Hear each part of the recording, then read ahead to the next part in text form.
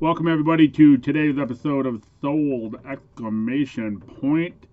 Don't have a lot of sales, just a handful. We have one item to talk about a little bit.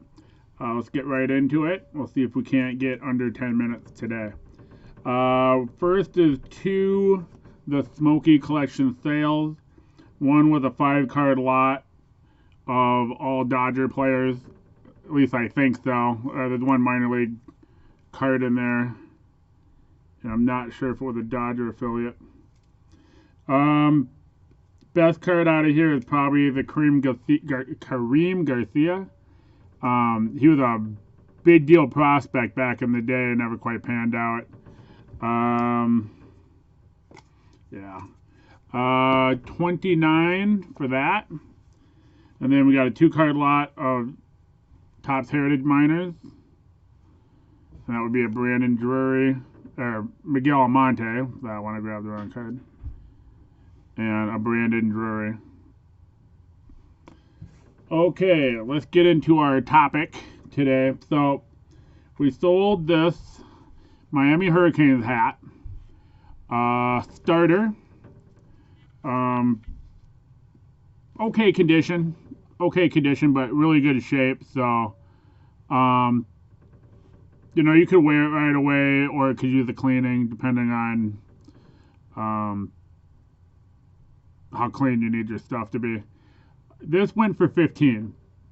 Now, what I want to talk to you about is this should be a $20, $25 hat. It's got the big Miami script. It's got the side logo. It's starter. It's vintage. Why only 15? It is fitted. The way it works, from what I can tell in terms of pricing, is fitted hats, fitted versions of classic snapback hats do not sell well. Just as a snapback of the Cedar Rapids Colonel is not going to go for as much as a fitted version in a good size.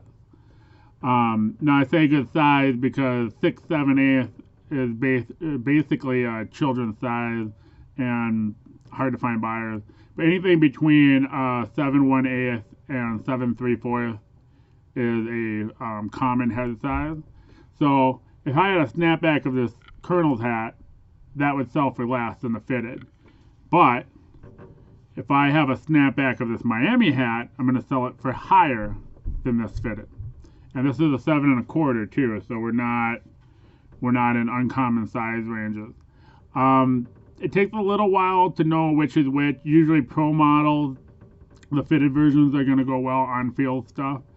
Anything with a design is going to work better as a snapback and sell for more because of it. So there may be collectors of this in snapback, but from what I can tell, there aren't many or any in the fitted version. So what you had here was a customer who liked the hat and it fit him, but I doubt it was a collector. Next up is a Zephyr. This is a new hat, Minnesota Wild hat. It's pretty cool. It's got a nice patch on it. It's got the mesh back, but with the logos. But it's a new hat, so that one went for $20, which is about what they go for in the stores. Right. So let's grab up the apparel. We got a Larry Johnson jersey. He was an extremely popular player. He was a very good player. Good condition. Has a little bit of rough graphics on the 7. That went for $18. Now what happened with this was he was a very good player, a very popular player. Everybody bought his jersey when he was doing well. It's a very common jersey. 18 is a good price on that jersey, especially with the little defect on the 7.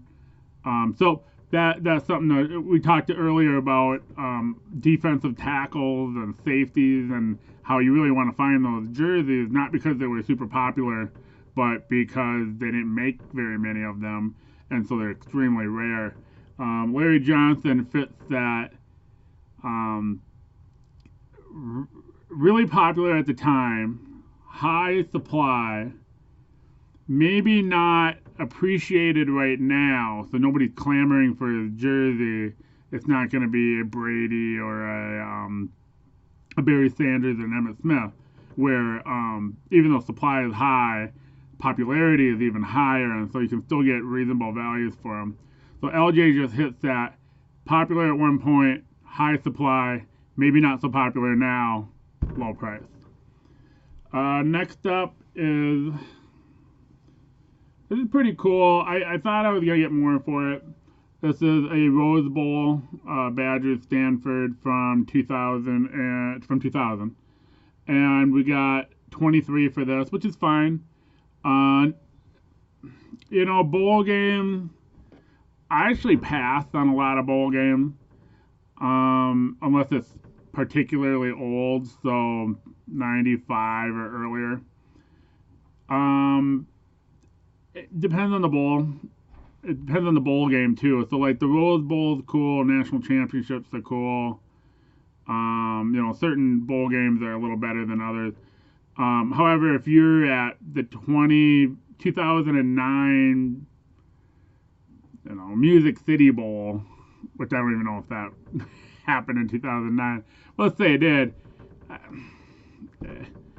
Unless you really, like I would pick up Gopher stuff, but I really wouldn't pick up other teams. Of course, that depends on the item. If the item's really cool and really high-end item, or teams happen to be particularly popular. With anything, there's an art to it, but the bowl games I'm not a huge fan of. But Rose Bowl would be one that I would actually pick up. University of Alaska Hoodie, that went for 30. Small schools yet again. Now here's the thing about about Alaska. When I first started out, you know, I didn't know that small schools sold, and I was looking for really popular schools that had really good teams. Here's the thing about the Alaskas and the New Hampshires and the Minnesota Mankato and Minnesota Bemidji and St. Cloud. These are all top-ranked hockey teams every year. Every year, Minnesota has 5 or 6 hockey teams in the top 25. And when I didn't, like, I know that, but I didn't realize that when I started picking, and I started going, oh, wait, these are powerhouse hockey teams.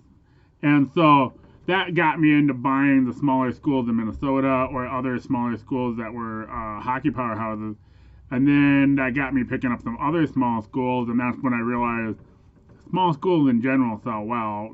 It's regardless of sports, regardless of whether the teams do well or not. But that's kind of how I came to find out that small schools sold well. I realized all these quote-unquote small schools have top-ranked hockey teams, went into it, and went on from there. And last item up is a real nice NFL store, Minnesota Vikings, all stone patch breakaway jacket. We got 35 for that one. And I'll show you the tag. Whenever you see this tag, this came from NFL.com. I don't know if the proper term is NFL store, but that is what I label as my brand. When I go to list on eBay, I put it as NFL store. And whether that's right or wrong, I don't know, but that's what I do. So feel free to copy it or ignore it and call it something else. That's what I got today. I got a fun video lined up tomorrow. I went for a pick today, so I'm going to do a haul video tomorrow. But I thought what would be cool is if I did a case study on that haul. I went to 2 stores, maybe 30 or 40 items, so it's not too big. But I'll keep track of what I paid for everything, when it sold, what my return is.